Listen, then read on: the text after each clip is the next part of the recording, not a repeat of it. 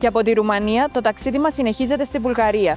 Μαζί θα συναντήσουμε και θα αναδείξουμε έργα τα οποία άλλαξαν την καθημερινότητα των πολιτών της Σόφιας. Πάμε να δούμε πώς οι ευρωπαϊκές επενδύσεις συνέβαλαν σε αυτό.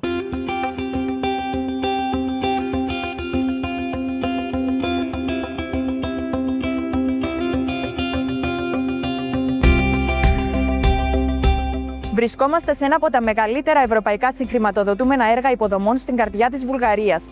Πρόκειται για την κατασκευή της πρώτης φάσης του μετρό, της γραμμής 3, και πάμε να δούμε πώς το εν λόγω έργο άλλαξε δραστικά τις ζωές των κατοίκων στη Σόφια.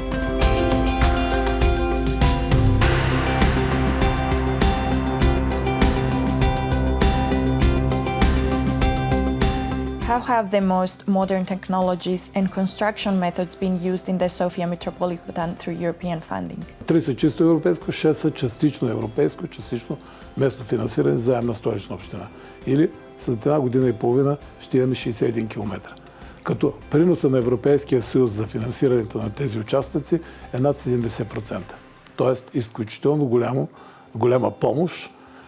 По отношение на ефекта от метрото въобще няма какво да говорим, тъй като това е най-добрият транспорт. В момента то вози вече над 40% от пътниците в София, а след година и половина ще вози вече почти 50%.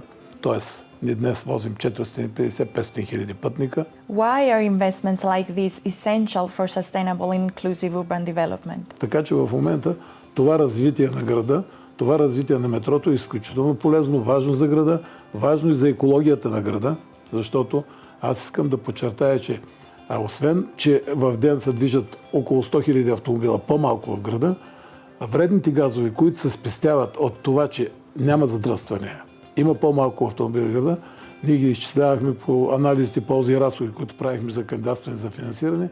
Имаме в момента около 90 000 тона вредни вещества годишно по-малко.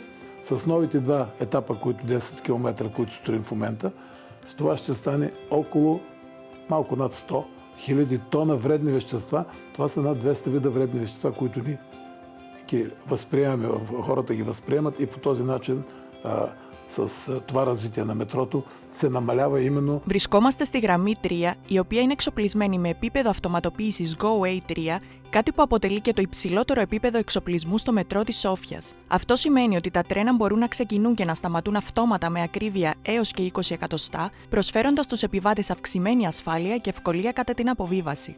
How does innovation and automation make public transport safer and greener?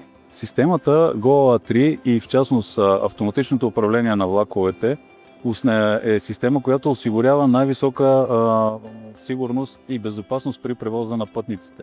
Тя осигурява еднакъв интервал между влаковете, като едновременно с това следи разстоянието между влаковете. В същото време влаковете са оборудвани с система, която е за рекупериране на електрическата енергия в режим на спиране. Тоест, когато влака премине в режим на спиране, тогава част от енергията се връща в мрежата, което ни прави по-зелени и по-екологични.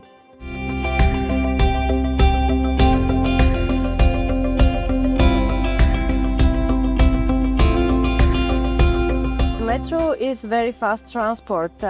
Passengers are able to travel in a very good, comfortable system and be very fast in their travels. Μέσα από αυτό το project, η Σόφια δεν αποκτά μόνο νέα υποδομή, αλλά και ένα σύγχρονο, ασφαλές και έξυπνο μέσο μεταφοράς. Έτσι, η ποιότητα της ζωής των κατοίκων της πόλης ενισχύεται σημαντικά, αναδεικνύοντας έναν από τους σημαντικότερους πυλώνες της πολιτικής συνοχής, που είναι η ένταξη στον ευρωπαϊκό στόχο για βιώσιμες και τεχνολογικά προηγμένες πόλεις.